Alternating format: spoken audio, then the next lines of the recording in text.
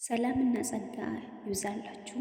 የጌታ ሰላም ባላችሁበት ለሁላችሁም ይሁን። በምድር ዳርቻ ሁሉ ያላችሁ ውድ እህቶቼ ወንድሞቼም እንደዛው። ዛሬ እንደ ሌላ ጊዜ ልጨፍር ወይም ደግሞ ልዘምር ወይ ልዘል ልሳቅ አይደለም የመጣሁት። ለመሳቅ ለመጫወት አይደለም። ዛሬ አንድ ልቤን የነካ ታሪክ ላካፈላችሁ ነው የመጣሁት እና ያ ታሪክ ምንድን ነው ብትሉ አንድ እህቴ ናት ያወራችንና ያለችው በስደት ሀገር ነው። ለጊዜው ስሟን መጥቀስ አልፈለኩም። ተወልዳ ያደገችው ኦሮሚያ ክልል ነው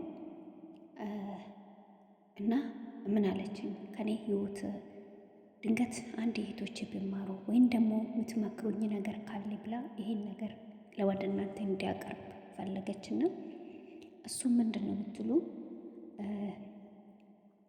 ተወልጄ በ6 ዓመቴ ነው አለች። ተወልጄ በ6 ዓመቴ እናትና ከአባቴ ተለይቼ ለዘመድ ተሰጠው። ተወልጄ ያደግኩትም ደግሞ ገጠር አካባቢ ነው። እናትና አባቴ አቅመ ደካማ በመሆናቸው የተነሳ እኔን ሊያሳድጉኝ ወይም ደግሞ ጥሩ ኑሮ ሊያኖሩኝ ስላልቻሉ ለዘመድ ሰጡኛለችና ያቺ ዘመዴም ከቤተሰቦች ስትቀበለኝ በደስታና በእንክብካቤ ነበር የተቀበለችኝ አለች። ከዛ ልክ ቤቷ እንደደረስኩ ሌላ ህይወት ጀመርኩ አለች። ያ ህይወትም የስቃይ ህይወት አለች። በ6 ዓመቷ ልብስ ታሳጥበኛለች፣ ቤት ታስወለውለኛለች፣ የልጆቿን ጫማ እንዲወለውል ታደርገኛለች። ልጆቿ ቲቪ ሲያዩ እኔ ቃጥባለሁ አለች። ከ6 ዓመት የጀመረው ፈተናዬ ሲያቆም ብቻ ምን አለፋችሁ ወደ 13 ዓመት የደረስኩ አለች። 13ቱንም በሙሉ እኔ የሚያሳልፋቸው አንዳንድ ቀናቶች የራሳቸው ስቃይ፣ ሚጥ፣ መከራ፣ ለቅሶ፣ ሐዘን የሞሉበት ቀናቶች ነው። ከዚያም የተነሳ አንድ ቀን በ13 ዓመት ልክ ስሞላኝ ለቤተሰቦቼ ትማራለች እያለች እኔ ግን የምማረው የማታ ነው። ቀን ስራ ስሰራ ነው የሚውለው። ልጆቿ ሲመጡ እኔ ደግሞ ማታ ትምህርት ማታ ነው የምማረው አለች። ያደገችው አዲስ አበባ ነው። ከዛም የተነሳ ልክ 13 ዓመት ስሞላኝ በድንገት ወጣው። ሲወጣም ሱቅ ተልኬ ወጣው። ከአንድ ልጅ ጋር ተተዋወቅኩ አለች። ያቺ ልጅም በጣም የሀብታም ልጅ ናት። ከዛ ያቺ ልጅም ቀረበችኝ። ሱቅ አብረን ሄደን ዕቃ ገዝታ ስንመለስ ሁሉንም ነገር ነገርኳት አለች። ይዛኝ ወደ ቤቷ ሄደች። ከእናቷ ጋር አገናኘችን። እናቷን በጣም መልካምና ጥሩ ልብ ያላት እናት ስለሆነች አዘነች። እኔ በሚደርስብኝ ነገሮች በሙሉ በጣም ልቧ ተሰበረ። በጣም አዘነች አለች እና እኔ ቢወስድሽ እንደ ልጄ ቢያስተምርሽ ፍቃደኛ ነሽ ወይስ አለችኝ። እኔም ምንም ሳላንገራግር እኔ ፍቃደኛ ነኝ አልኩት። ምክንያቱም እኔ የምፈልገው ከዛች ስቃይ ኖሮ መላቀቅ እንጂ ምንድናቸው ማናቸው የሚል ሀሳብ ውስጥ የለም አለች። ከዛ ያቺ ሴትዮም ተደብቄ ወደ እነሱ እንዴድ አሰበች። እኔም ደግሞ ያን ነገር ፍቃደኛ አልሆንኩም። ምክንያቱም በኋላ ምደርስብኝ ጫና ስለማቅ አይቻልም አልኩት አለች። ያቺ ሴትዮም በሴቶች እና ህፃናቶች መብት ጉዳይ ተካሰሰች። እናትና አባትም ቀረቡ። ከዛ ልጅቷን አማራጭ እኔን ስጠይቁኝ እኔ ምርጫዬን ሰዎቹ ጋር አኳለች። ከዛ ሴትዮዋ ወሰደችኝ።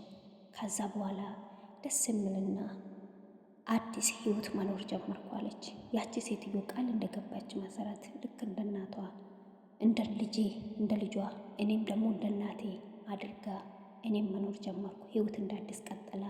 ያ የማታው ትምህርት ወደ ቀን ተዛውዘራ። ከልጇ ጋር ይሄ ተማሪዎች ሆነን አብረን አደግናለች። ከዛ በኋላም ካደግኩ በኋላ ልክ 12ኛ ክፍል ስጨርስ ነጥብ አልመጣልኝም። ወደ አረብ ሀገር መሄድ እፈልጋለሁ ስላት ምንም ሳታንገራግር ፓስፖርት አውጥታልኝ ወጪን ሁሉ ሸፍናልኝ እንደ እናት የሚያስፈልገኝ ነገር ሁሉ ገዝታ ወደ አረብ ሀገር ላከችኝ አለች።